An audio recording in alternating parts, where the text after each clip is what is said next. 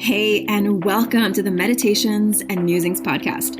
I'm Elena Lipson. I'm a mama, I'm a wife, and I'm the founder of the Divine Self-Care Circle membership and the Virtual Retreat Academy.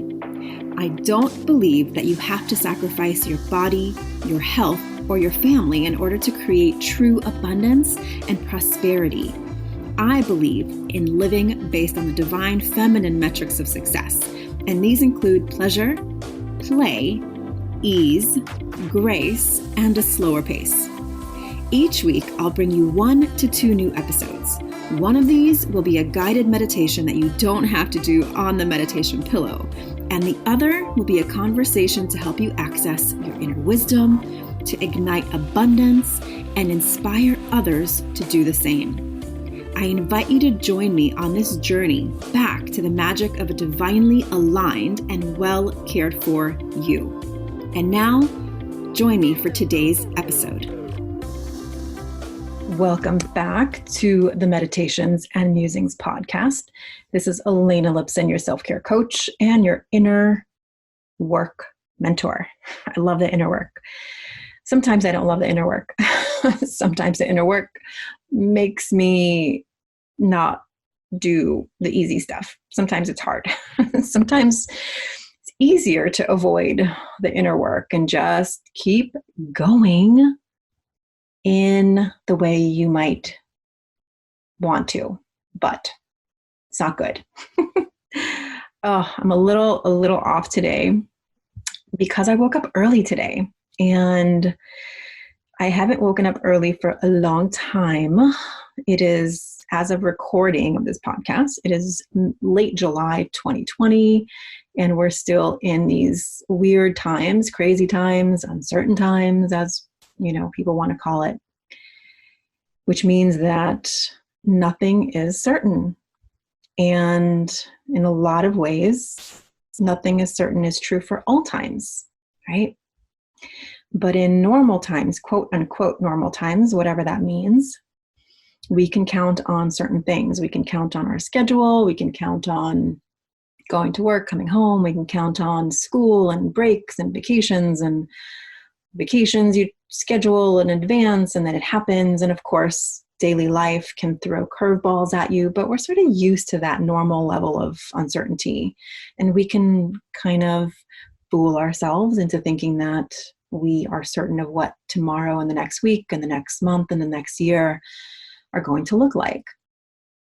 And I've never been one who creates 5-year goals because, I don't know, it just always feels like I change and evolve throughout the year, and who knows what 5 years is going to look like.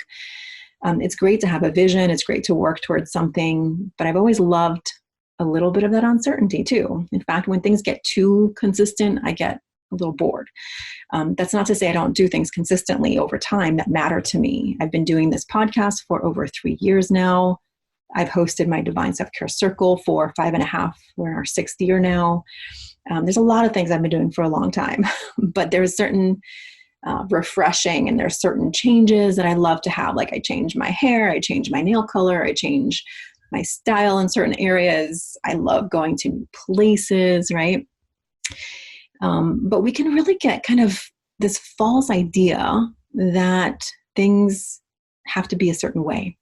And today I want to talk to maybe, I haven't really even made notes for this one, but it's something I really think we as women especially get stuck on. Like in this idea that we, quitting is failing, right? And I want to just talk to you a little bit about it's okay to quit. And what does that mean? And when is that decision point? I don't know. I want to be really mindful of the words I'm using because I don't want you to get the idea that, I don't need to give you permission for anything. You don't need permission for me to quit or start or pivot or shift or anything that you're doing differently. But I think we get stuck in this idea that because you made a decision in the past, that you have to stay with it forever, right? And if you quit, it's some kind of failure. In fact, I have been stuck in this idea for a long time. And I think it comes from, for me, and it's going to come from a different place for you than it does for me. For me, it comes from being someone who loves variety and change, which means I had many jobs when I was younger. Every 2 years, I moved when I was younger, and that created this, it really fit my identity of loving change. Whatever identity I thought was accurate for me then, right? Because we shift and evolve and we grow. But ever since I was in my 20s, I have changed jobs several times and even industries, but it's always led me closer and closer to what I want. And other people in my life have had very consistent identities in terms of how they dress and how they, go after things, and their definitions of quitting and starting and changing and moving and shifting. And I remember, I can't remember how long ago it was, but I remember someone that's really close to me saying, just don't quit, just keep going, just don't quit. After I shared a win that it's going really well and the money's going great and, all this, but just don't quit. And I remember hearing that and thinking what the heck? Why would you say that to me? And it really struck a chord in me. And I thought, okay, let me examine this, because someone could say something to you, and if it has no truth or validity, it would just sort of move on. But if it triggers something in you, it's to be explored. And I realized I had developed this identity of someone who loves to shift and pivot, but also external based on other people's opinions, that I was seen as someone who doesn't just shift and change based on my intuitive self-authority, that maybe I was seen as someone who quits before whatever version of success I hit, according to whoever was judging me, right? So I think that having that recognition in that moment brought me to noticing where in my life, even now to this day, the idea of, ending my circle or stopping a podcast, I have a real defensiveness about it. I have to be really mindful. Am I continuing something because, not that I'm going to quit this podcast. I love this podcast. We're going all the way together. Okay. And my circle has been around for 6 years now. And I'm going to talk a little bit about that later, and how I deal with this sort of quitting versus not quitting in my circle. But I really realized that I have this thing where I have a lot of stress if I want to think about ending something, because even though it might feel right in my body and in my intuition to end it, I have this external false agreement, which you heard me talk about in past episodes. And it's something that I teach as a master class within my circle. And I'm going to be talking a lot more about this. That we have these false agreements that other people give us, other people's opinions, other people's needs, other people's rules, right? There's 12 agreements in total. We're going to talk a lot more about them moving forward. But it goes against the new agreement that I want to help you make of self-authority. And there's 6 other new agreements, 12 other actually new agreements that we're going to be talking about over the next several months. We're going to dive into them deeper. But whenever you come up against an opinion or a rule or an expectation that starts to give you this tension of should I, shouldn't I? Oh my goodness, I don't know. You're actually reacting to this inner knowing that your self-authority is being doubted. Your self-authority is being dampened. Your self-sovereignty is being questioned by someone else's agreement, other people's opinions, needs, priorities, expectations, rules for your life. And this is where we need to pause and tap into what I call divine presence. Access your intuition and your inner counsel and know that you have the answers for yourself. This is where we start to understand the importance of having solid boundaries and clear communications and learning about your own journey and how you navigate life versus someone else, even those closest to you, right? Until we can start to get into that centered place, trusting our own journey, we are always going to be living by somebody else's rules, ideas, priorities, opinions. And I can get pretty passionate about this. And I say all of this, and listen, I totally believe that we who choose to be speakers and writers and artists and leaders are at some level teaching what we at a deep, deep soul level need to practice, embody, and teach And we have achieved it at some level, but there's always new levels. And that's not said with a pressure of getting it right or like, oh my God, this journey never ends. No, it comes from a place of understanding that it is perfectly wonderful to have people that you trust in your life and amazing mentors and friends that you can get reflections from. I've learned to receive that. That was an issue for me for sure, because I have a hard time being vulnerable, to be quite honest. I have a hard time asking for help. I had a hard time being someone who gets emotional in front of people. Like, unless you're the closest to me, you probably don't see that part of me. But I've realized over time that that's not me fully showing up. Why can't I have that sad emotion in front of someone? What's wrong with asking for help? Like, I had all these ideas about what strong, empowered, independent person is. And I've learned that from my life because I had to be independent at a very young age. I've always paid my bills. I've been on my own pretty much since I was, 16, 17 years old. And I've always worked and made money and paid my own bills and got into debt and paid it off and got into debt again and paid it off. Like, I've done all the things to show myself that I have authority in my life. And yet, just like everyone else, we are very susceptible to those around us, and especially the things we learned early on.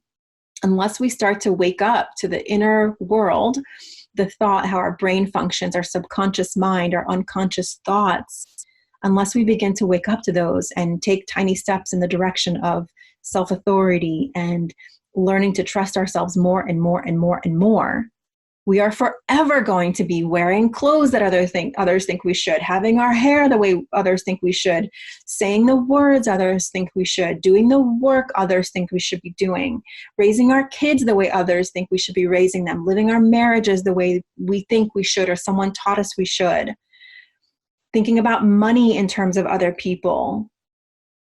So this is a very human thing.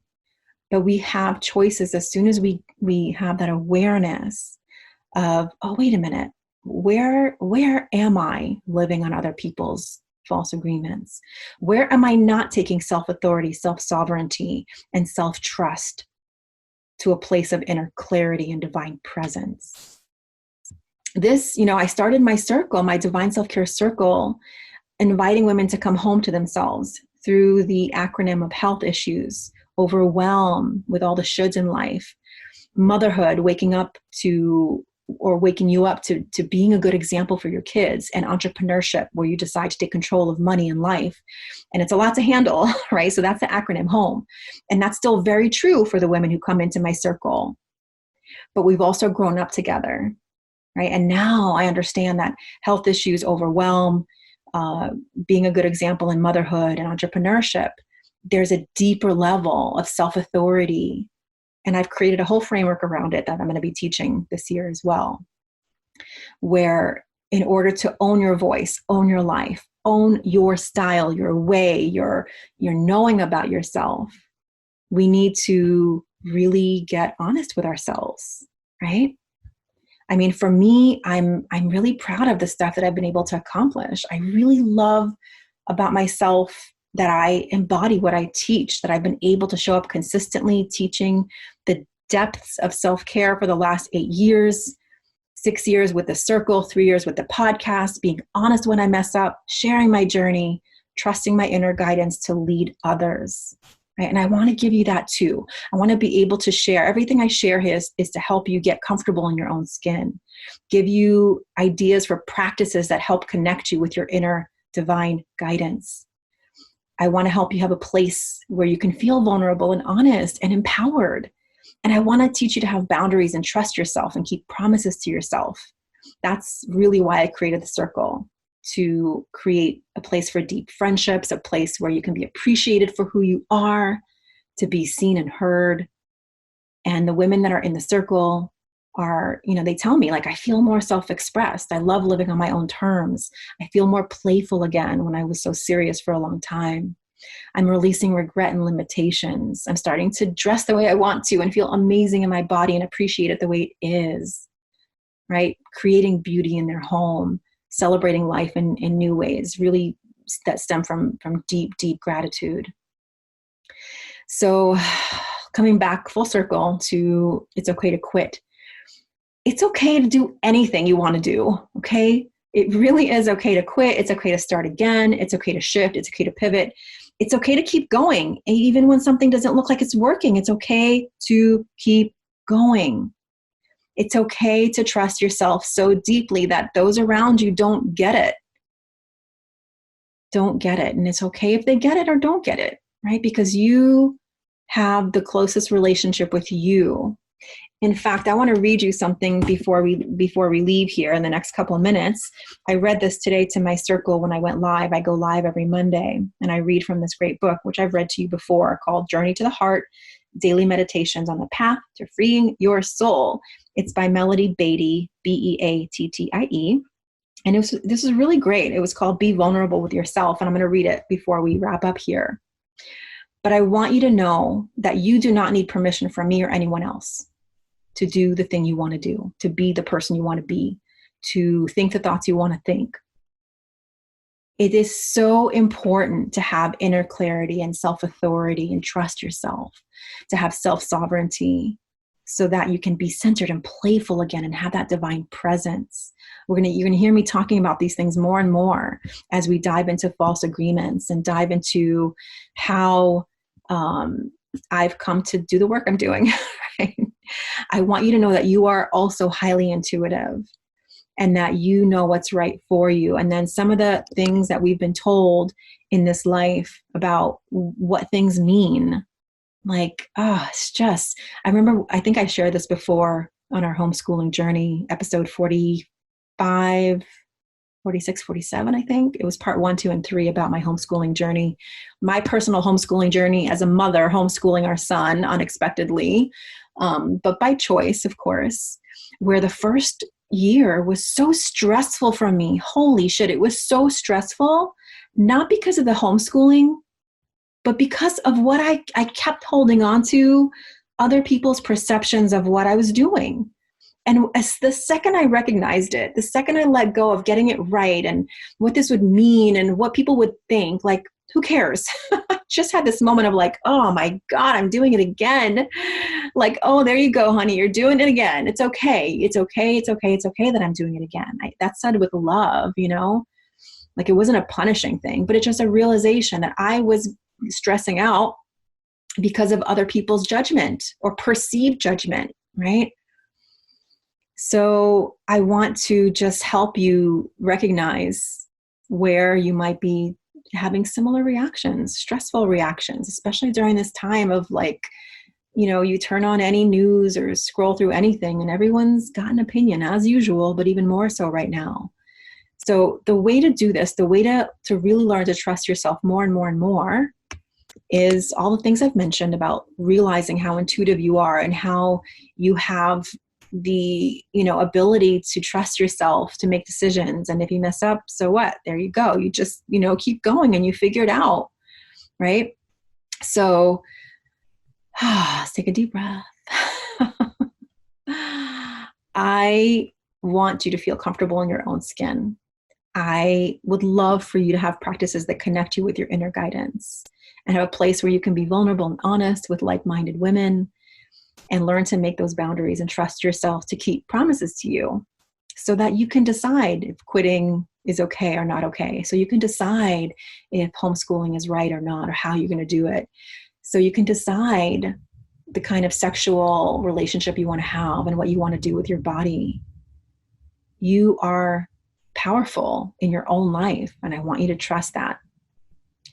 If you, again, as always, you're invited, the circle is open right now. If you need support to be in the circle, to feel self-expressed, to live on your own terms, to create beauty in your home, to declutter your inner world and outer world, I would love to have you in the circle. You're invited to try the circle out for a month. Come to the live calls, come hang out with us, see if it's a place where you want to be. You can find that link to the circle trial in the show notes and also in my Instagram profile, Elena_Lipson.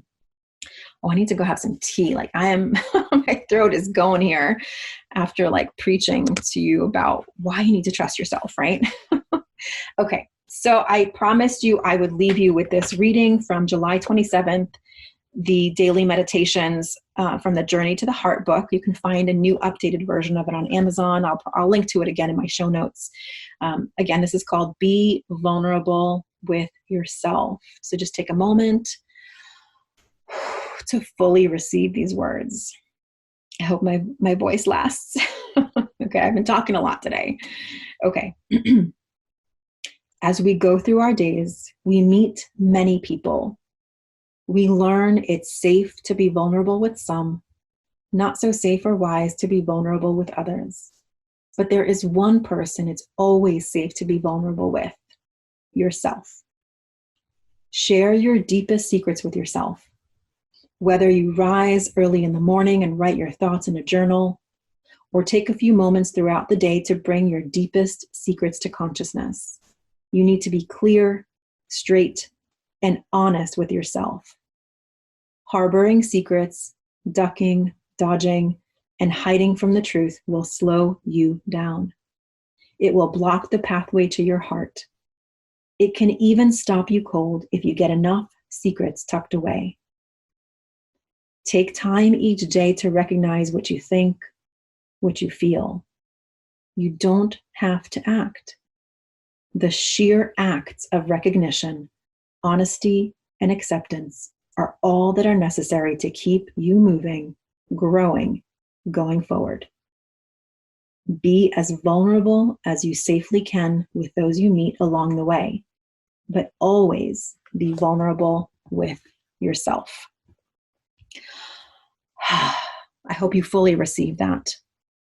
If you enjoyed this episode, please share it, review it on iTunes. Let me know what you think. Shoot me a DM on Instagram. I promise to reply to it personally. Go take care of yourself. Have a beautiful day, and I'll see you on the next episode of the Meditations and Musings podcast. This is Elena Lipson, and I'll see you next time.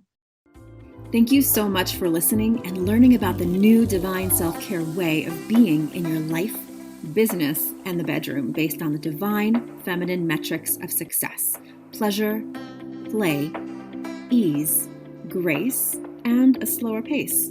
If you're ready to bust the myth of overwhelm and tap into an inspired start to each day, I've put together a free video series for you to help you start each day with energy, inspiration, and ignite that inner pilot light which attracts joy, magic, and synchronicity.